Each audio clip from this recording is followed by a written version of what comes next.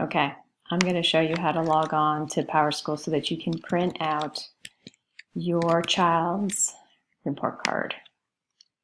So you're going to start first by logging on with your username and password. You're going to sign in, and you can see up here you're going to go to Swift Reach. So you're going to look for the little graduation cap. You're going to click on there,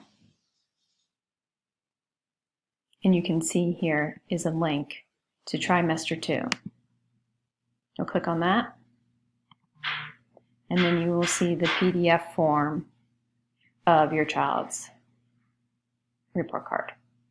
You can then go up here, press print if you would like a copy. Okay, hope that helps. Bye.